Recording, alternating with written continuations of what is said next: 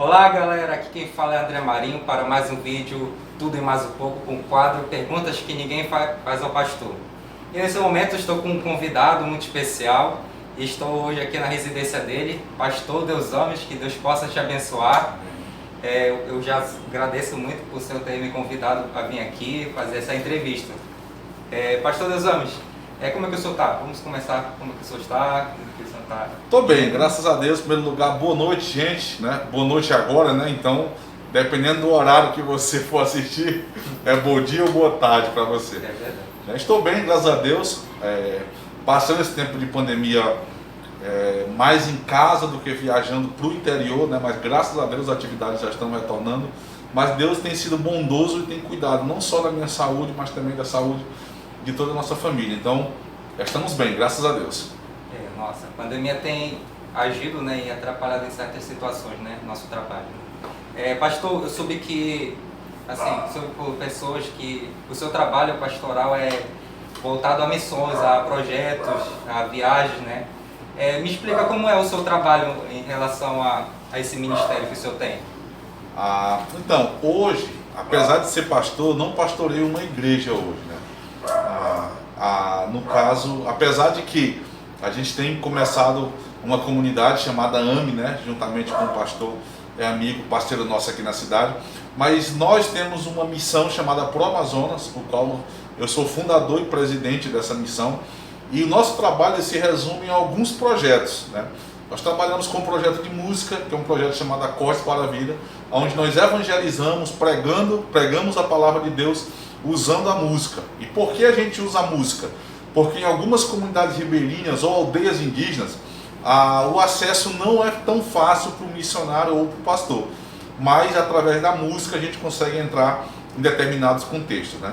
Também nós temos o acampamento, né? Todos os anos nós temos o acampamento Acordes para a Vida, onde nós reunimos ribeirinhos, jovens aqui da cidade, de vários municípios aqui da região. E durante 4 dias, nós estudamos a palavra de Deus ali juntamente com aqueles jovens. Nós também temos o projeto Amar. É um projeto onde nós desafiamos médicos cristãos de vários lugares do Brasil a virem até o Amazonas e realizarem uma viagem de 1 semana conosco. E durante essa viagem a gente cuida tanto do físico como do espiritual do povo ribeirinho. Nós também temos as visitas às comunidades, onde nós visitamos as famílias, visitamos as casas, ouvimos o dia a dia dos ribeirinhos. Então o trabalho ele é bem diversificado, né? Ele tem várias ramificações, digamos assim. Então, hoje é o trabalho que nós realizamos juntamente com a família, com a missão Pro Amazonas. Ótimo. Pastor, há quantos anos já o senhor já está trabalhando nesse ministério? Quantos anos o senhor já está como pastor? Olha, Deus me chamou para o ministério há alguns anos, né? Eu entrei de tempo integral para o ministério em 2009, então aí já vão 11 anos, né? Eu fui ordenado ao ministério pastoral há 7 anos atrás, né? 6, 7 anos atrás, na minha igreja. Eu sou da Igreja Cristã Evangélica ICEB, né? Sou enviado pelo seminário por essa igreja que fica lá no Maranhão, e também fui ordenado ao ministério pastoral nessa igreja também. Então, de ordenação, devo ter aí mais ou menos entre 6 e 7 anos já. Então, o senhor é natural do Maranhão, né? O senhor não é daqui do Amazonas, realmente, né? É de lá, né? Veio de lá sou, para cá. Né? Apesar de me considerar amazonense, né? Porque eu amo esse lugar, já são aí muitos anos aqui morando aqui, mas eu sou nascido lá numa cidadezinha chamada Barra do Corda, Maranhão, né? Então, sou amazonense hoje, mas nascido no Maranhão. Que bom. Pastor, qual foi um momento assim que marcou a sua vida no ministério? Um acontecimento que marcou a sua vida nessas viagens, nesse momento que o senhor está trabalhando aí? Assim, durante esses anos de ministério, né, tanto eu junto com minha família, junto com minha esposa Débora, a gente já vivenciou algumas experiências. E teve uma marcante em uma comunidade chamada Terra Vermelha, lá no Rio Marimari. Talvez alguns conheçam, outros não. E essa comunidade foi onde nós criamos o primeiro projeto de música, né, onde nós evangelizávamos através da música.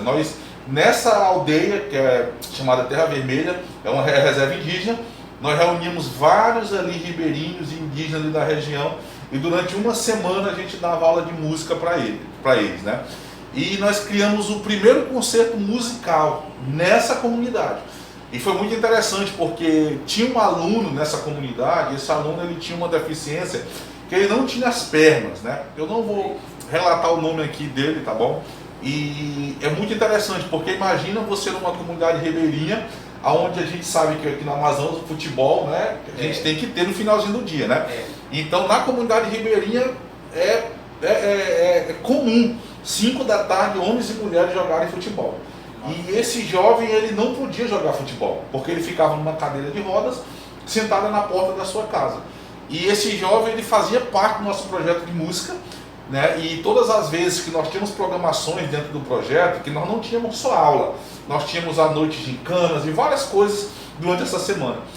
Um jovem pegava ele, né? Geralmente era um jovem chamado Moisés, colocava ele nas costas e levava ele para diversos lugares diferentes dentro daquela comunidade. Que lindo isso. Isso. E o Johnny, um dia, depois do concerto musical, nós apresentamos, né, esse concerto musical, ele chamou a minha esposa chorando, né, atrás da igreja e falou: olha, Débora, eu tinha perdido a razão, o motivo para viver, mas através da música eu encontrei uma nova razão de viver. E hoje eu quero tocar cada dia mais e mais para louvar Jesus Cristo, né? E o Johnny hoje ele é um jovem, continua cristão, continua temente ao Senhor e toca muito bem hoje. Então é uma das tantas que marcaram a nossa vida, a história desse rapaz, né? Falei que não ia falar o nome, né? Mas o nome dele é Johnny, né? Um jovem muito, muito, muito querido, muito abençoado. Amém. Que Deus possa abençoar o Johnny, né? Através desse trabalho. Pastor, quando nós, como missionário, um pastor está em viagem, ele é sujeito a comer o que oferecerem, né? Sim, com certeza. E já chegou, deixa eu perguntar, o senhor já aconteceu algum momento que o senhor tinha que virar as costas assim e coisar a comida? Ou jogar o cafezinho assim pela janela? Olha, assim, não, honestamente falando não. Por quê? Eu sou meio aventureiro, né? E casei com uma mulher, quem conhece Débora, né, também sabe que é aventureiro.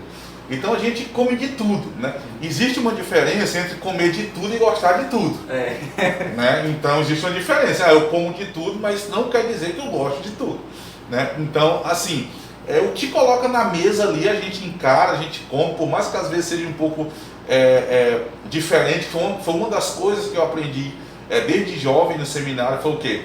Que aquela comida, não é que ela é ruim, ou que ela não é boa, ela é só diferente daquilo que você é acostumado a comer, né? E é muito interessante que nesse tempo de missionário não, mas quando eu era jovem, há muito tempo atrás, nós estávamos em uma aldeia indígena, lá dos Canelas, lá no interior de Barra do Corte, no Maranhão. Nós estamos fazendo um trabalho evangelístico nessa aldeia, e é muito interessante que lá os indígenas Canelas, eles têm uma comida que eles chamam, é um berubu, que eles chamam. É um tipo de beiju amazonense, né? Só que o negócio é meio diferente. E eles me deram esse berubu para comer. Eu lembro que na época eu fiquei meio assim, realmente eu fiz isso, né? Eu joguei pro lado e caiu dentro de um pote, né? Aquele pote que a gente usa muito lá no Nordeste, aquele pote que a gente coloca água, né? Então, já passei por essa experiência também, já. Não no ministério, mas em tempos passados. Entendi. Pastor, qual foi o momento assim dessas viagens, desse seu trabalho, que foi mais constrangedor assim nessa vida? Aconteceu algo constrangedor assim? Olha, eu passei por uma situação juntamente com Débora. Nós não tínhamos filhos ainda, isso há alguns anos atrás, né? Nós estávamos em uma comunidade e nós passamos o dia inteiro fazendo o trabalho nessa comunidade, ribeirinha.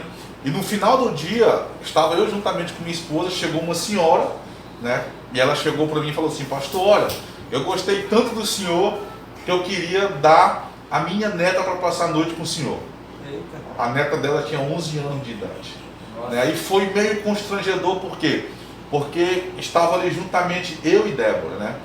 E naquele momento eu pude conversar com aquela senhora, pude falar do amor de Deus para ela, pude mostrar para ela que biblicamente aquilo que ela fazia não era certo, não era aprovado diante de Deus, né?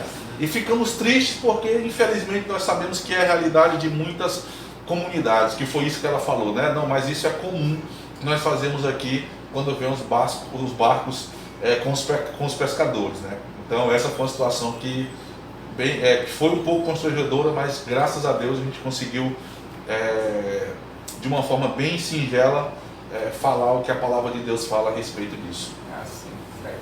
E já está há quantos anos que o senhor já é casado, pastor? Olha, eu mais Débora, nós já vamos aí para 10 anos de casamento, né? Bom tempo. Já há um bom tempo já. A gente começou a namorar, na verdade o último ano de seminário da Débora foi meu primeiro, né? Então a gente se conhecia no seminário já há alguns anos já, e a gente era amigos no seminário, e essa amizade passou por uma amizade que não era só mais amizade, né? Então eu pedi Débora em namoro para a mãe, para a família, né? E a gente começou a namorar, viemos ao Amazonas, fizemos uma viagem missionária juntos aqui no Amazonas, ainda como namorados na época ainda, para vir conhecer o campo, né? Então no meu último ano de seminário nós noivamos e casamos, e então começamos a construir nossa família, né? Então a gente já tem aí, já graças a Deus, quase 10 anos, né? De relacionamento a gente já passamos dos 9 anos já, né? Pastor, em relação à vida, de como nós devemos nos comportar, né? De como nós devemos viver perante as pessoas, porque a maioria dos pastores não vive daquilo que eles ensinam, daquilo que eles pregam, porque muitas vezes a gente encontra pastores que na frente do púlpito eles pregam, né? Ensinam da palavra do Senhor, mas quando termina ali naquele momento, ele se torna uma outra pessoa, né? Ele não vive daquilo que ele ensina. Olha, eu acredito o seguinte, tem uma frase do Larry Munver que ele diz o seguinte, que é impossível aproximar-se da missão do mestre sem aproximar-se do coração do mestre, né? Então o que acontece? Tem muita gente que busca se aproximar da missão, do trabalho, do ministério, da obra, mas ao mesmo tempo se esquece de se aproximar do coração do mestre, de se aproximar do coração de Deus. É aquilo que a gente sempre ouve. Existe uma diferença entre trabalhar para Deus e trabalhar com Deus, né? Então eu vejo que muita gente que não vive o que prega, né, parte desse princípio, porque às vezes eu quero falar uma coisa, né, que eu não vivo, eu quero falar uma experiência que eu não tive, muitas vezes por causa disso, porque eu quero trabalhar na obra, quero trabalhar no ministério, quero fazer missões, quero falar do evangelho, e eu quero me aproximar de tudo isso para jogar para as pessoas, mas ao mesmo tempo eu não me aproximo do coração do mestre. Então, se você não estiver se aproximando do coração do mestre, automaticamente a coisa não vai andar. É verdade. Pastor, o senhor, dessas suas vidas, como o senhor realmente já falou da menina, né, que ela era oferecida, né, sempre quando chegava um visitante, né, na cidade. Além dessa história, o senhor já aconteceu um assédio, alguém assim chegou a dar em cima do senhor? Como foi a sua reação se isso aconteceu? Olha, então, o que acontece? Isso às vezes acontece, né? Principalmente no interior, às vezes isso acontece. Por quê? Porque tem muitas comunidades, não são todas, né? Mas algumas comunidades são comunidades muito precárias, aonde a necessidade ela é real e presente diariamente, né? Eu tive a oportunidade de conhecer comunidades muito, muito pobres, né? Então, quando você chega, automaticamente algumas jovens da comunidade ou mulheres da comunidade olham para você até mesmo com um tipo de escape, entendeu? Com uma maneira de sair daquela necessidade. Então, às vezes, esse assédio ele é real, né?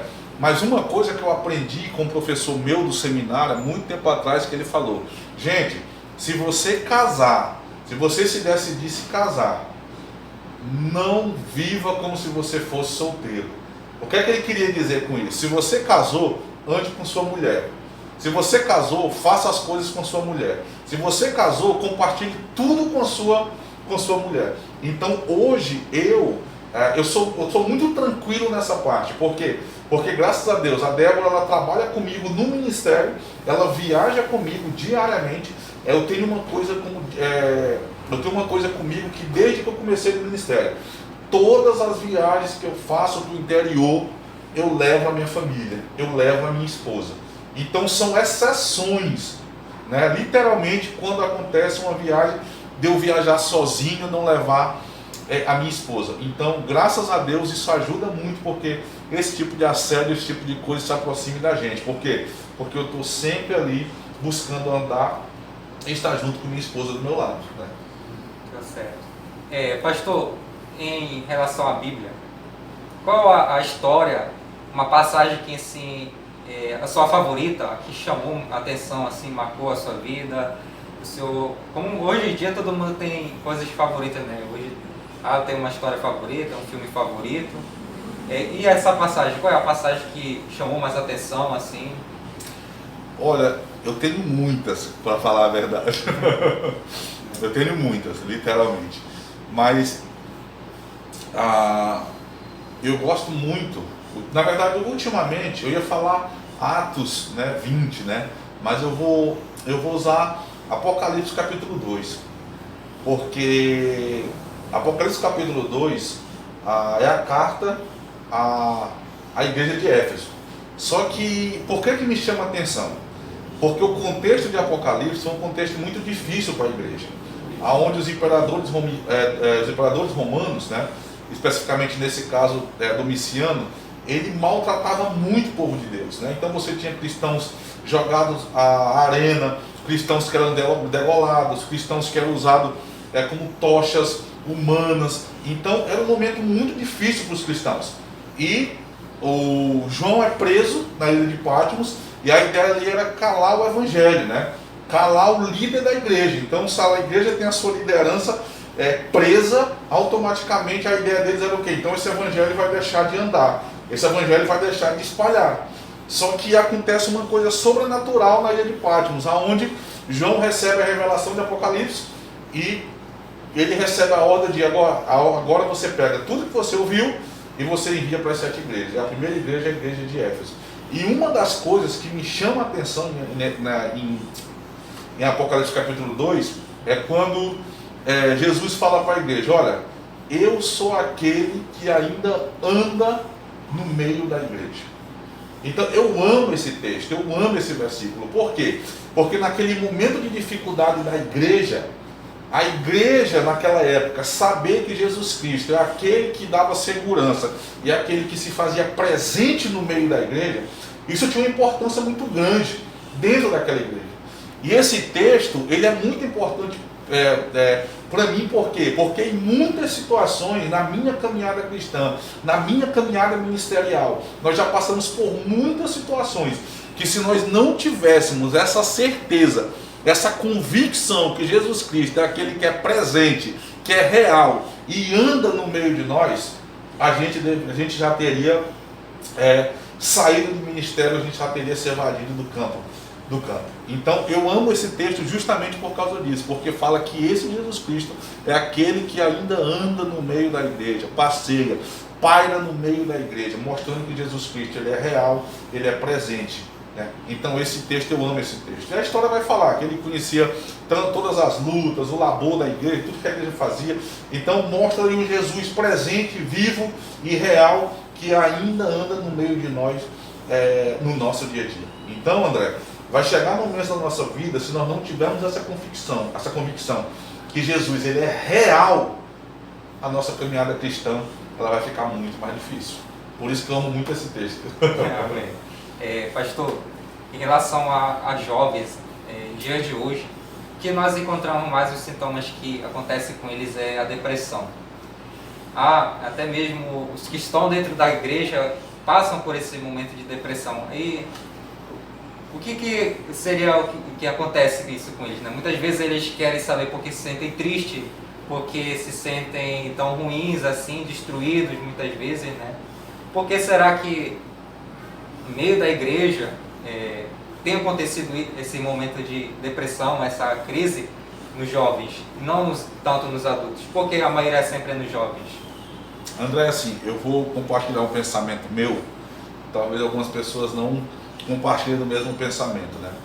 Eu vejo assim, hoje nós estamos na era onde quase tudo é depressão, né?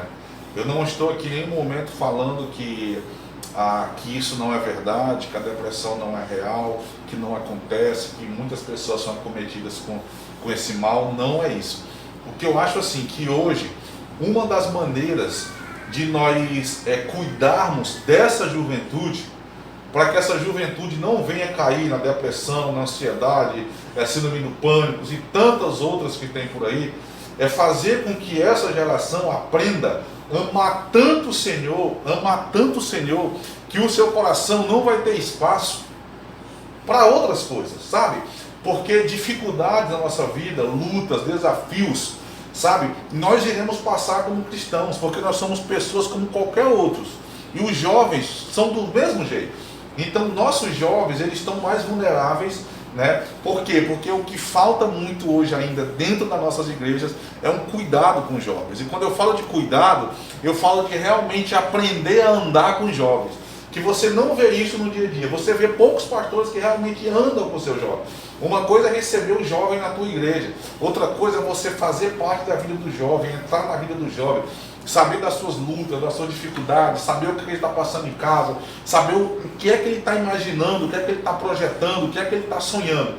Então nós faltamos, ou nós estamos em falta, como pastores, desse cuidado mais direcionado aos jovens. Porque no momento que tiver esses cuidados, no momento que nós ensinarmos a nossa juventude a amar mais a Deus do que todas as coisas, no momento que nós desafiarmos esse jovem a olhar mais para as coisas do alto e buscar mais as coisas do alto, como Paulo falou aos Colossenses, automaticamente esse jovem ele vai estar com o seu coração mais blindado e dificilmente ele vai ser acometido por um desses males, né? Então eu penso por esse lado, nesse sentido. Então a gente precisa blindar mais essa nossa geração, com a palavra e com o amor de Deus. Até porque eu sempre digo que Jesus ele nunca prometeu que nós não iríamos passar pelo vale da sombra da morte, mas ele prometeu que no momento que nós passássemos por lá, ele estaria juntamente conosco. Então todos os jovens que estão passando por depressão, síndrome do pânico, problema de ansiedade, qualquer problema que seja, em nenhum momento você está atravessando por isso sozinho. Você está atravessando e Cristo Jesus ele é presente, é real e está passando isso juntamente com você. Amém. Pastor, comida favorita que o senhor gosta? A predileta? Olha, baião de dois. Baião de dois. Eu amo baião de dois. Baião de dois. E bolo, massa, não vai? Churrasco? Olha, churrasco eu amo, né? Bolo, massa, não mais porque eu sou diabético, né? Então eu tive que tirar. Mas eu amo massa, eu amo pizza, amo macarrão, lasanha, amo tudo que puder comer. Apesar de não poder comer, mas amo. Ah, que bom. Pastor, muitas vezes as pessoas vêm buscando ler a palavra de Deus. As pessoas se confundem muitas vezes com o Antigo Testamento e no Novo Testamento em relação às leis. Muitas vezes as pessoas dizem, essa lei já caducou, essa lei não está valendo, essa lei agora está diferente. Porque muitas vezes, hoje em dia, as pessoas leem a Bíblia e acabam se confundindo em relação às leis. Sim. Acabam se confundindo em relação a esses ensinamentos.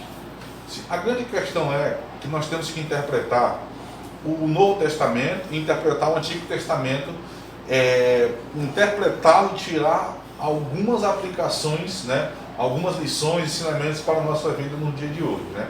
Então, eu sou contra aquela posição de algumas pessoas que falam o Antigo Testamento não serve para nada, né? Nós estamos no tempo da lei agora, ou no tempo da graça, então a lei ela automaticamente foi abolida, ela não serve para nada. Não, eu não vejo dessa forma. O que eu vejo é que para você interpretar o Antigo Testamento e tirar alguns ensinamentos para a sua vida, automaticamente você precisa de um tempo de estudo, né? Então eu acredito assim, o Novo Testamento, estamos no tempo da graça, ok, Cristo veio, morreu, ressuscitou, deu nova vida, ok. O Antigo Testamento era o Antigo Testamento da promessa, onde falava com Jesus, ele viria, o Messias viria, ele ia morrer pelos nossos pecados, tudo, ok. Agora a questão a gente tem que ter muito cuidado para não pegar o Antigo Testamento e colocar como não, o Antigo Testamento ele não serve para nada, né? Algumas pessoas falam, pastor, mas naquela época dizia que a gente não podia comer carne de porco, não podia comer isso, não podia aquilo. Eu falei, gente, vamos analisar o contexto que aquele texto estava sendo falado, o contexto histórico, o contexto cultural, o contexto do povo. Então tudo isso tem que ser analisado para você tirar as lições que são verdadeiras, necessárias para a sua vida. Então o Antigo Testamento ele continua sendo vivo, ele continua rico em ensinamentos.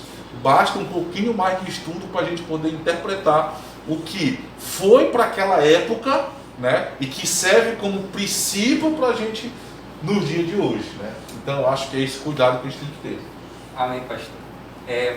Então essas foram as perguntas de hoje. Eu agradeço realmente pelo seu convite, pastor, por senhor ter aceitado essa entrevista. E quero agradecer a todos. E se você gostou desse vídeo, compartilhe aí nas redes sociais, dê um joinha, e também, que você ainda não é inscrito no canal, se inscreva no sininho para você receber novas notificações do nosso vídeo. Pastor, que Deus abençoe o senhor. Eu admiro o seu trabalho também, eu gosto muito do que o senhor faz, das músicas que o senhor toca, violão. O senhor trabalha com música, eu também gosto de música, gosto de cantar demais. Eu agradeço realmente. Amém. Muito obrigado, André, tá bom, pelo convite. Para mim foi um privilégio poder estar aqui conversando um pouquinho com você, né? E deixar para você o desafio. Se inscreve no canal se você ainda não é inscrito, tá bom? Divulga, compartilha. Eu já sou inscrito, né? Na verdade, todo mundo aqui em casa já é inscrito, né? No canal. Então, eu desafio você a também fazer isso, tá bom? Sempre vai ter conteúdo legal, sempre vai ter coisa boa, né? Então, fica aqui o nosso desafio para você, tá bom? Deus abençoe cada um de vocês. Foi um privilégio poder compartilhar um pouquinho da nossa vivência, um pouquinho das nossas experiências com Deus e ministeriais nesse tempo aqui no Amazonas. Então até a próxima, gente.